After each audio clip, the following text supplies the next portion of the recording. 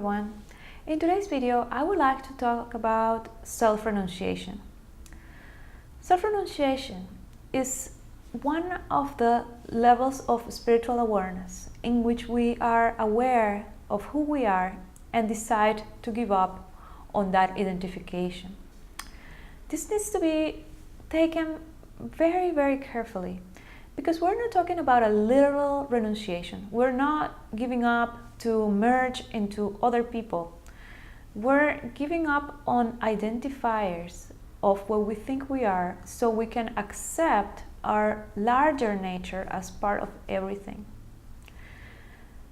This is an example. So if you define yourself as a woman, 36-year-old lawyer, and that lives in a certain place, are you really open to the possibility that one day you receive this awareness of your life purpose and you become a healer, a volunteer in a large mission and end up going to another country where you're needed? No, you have defined that that's who you are and that's where things are. You know, maybe there is this feeling inside of you that you are really not a woman, but you're a man. And that's something that we're seeing in recent months and years, how people are really expressing or finding who they really are. And if they would have defined themselves as this is who I am because this is what I'm seeing, then they would not be able to really connect with that nature, with that truth of who they really are. So self-renunciation has to do with giving up on what you think that you are to allow what is. So allowing what is means being part of all. We all are men and women, we all are up and down, in and out, tall and short. We're all the polarities. We're all the possibilities in one.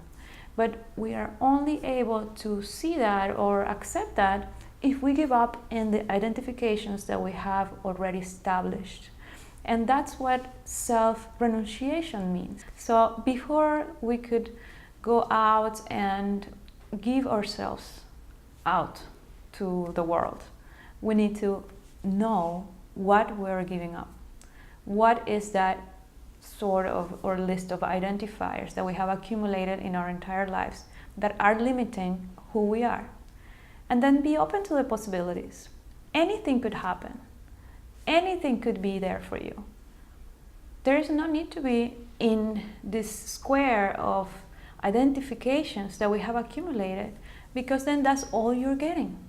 Perhaps that abundance that you're waiting for is not coming in the form that you expect. It's not coming to you in the way that you have prepared yourself for it.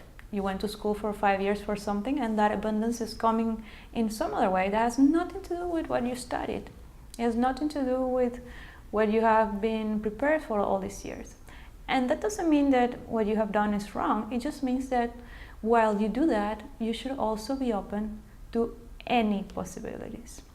Because we are constantly changing. We are constantly affected by so many external possibilities.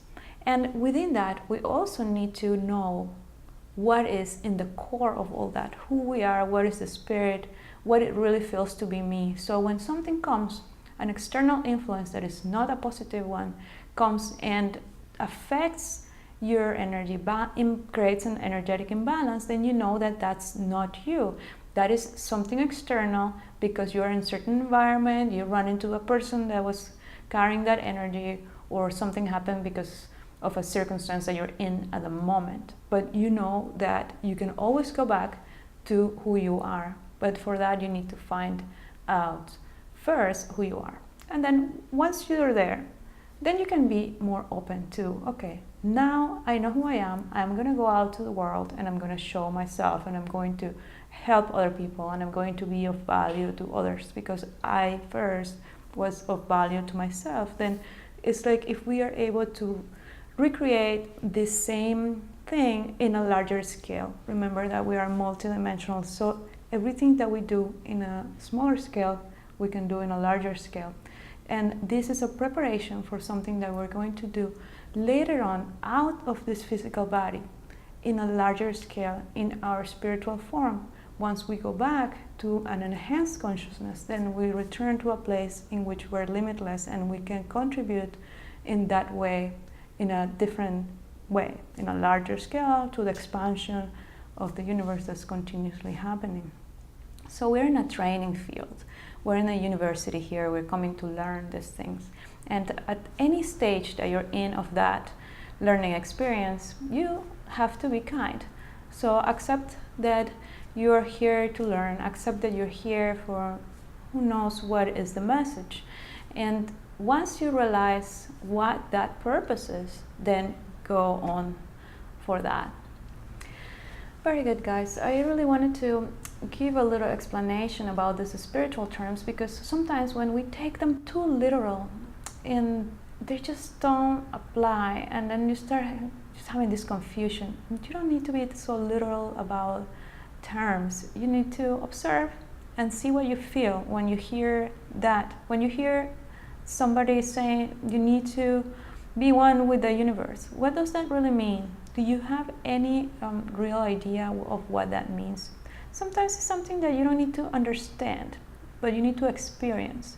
So I have a little exercise that I show in the book that it helps you expand your awareness of who you are in relationship with others.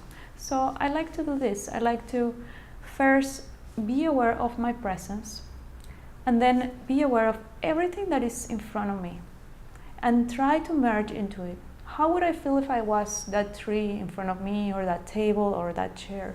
And then I start feeling that I am that too. And then I expand more, and then I end up in the entire space, feeling like I am the whole space around me. And that's a good way to start feeling the identification of being one with all. But it doesn't really take away who you are. It brings more, because by giving away my individuality of I am only this body, now I could be everything else that is around me. But it's just a way of perception. You can perceive it as I am content in myself, and if I lose my individuality, I lose it all. Or if I lose that individuality, then I can become everything else, right?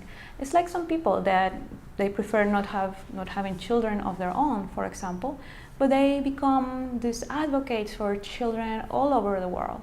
So by not having your nuclear family, then you have this enormous, gigantic family all over the world that you're taking care of, because you gave up on something that you thought it was you, or it was an individual need, and then in return you received multiple times more of that.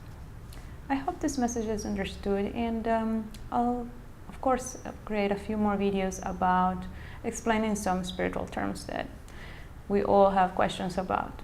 Very good, guys, and you can always watch more videos like this at healersofthelight.com/videos. Thank you. See you in the next one.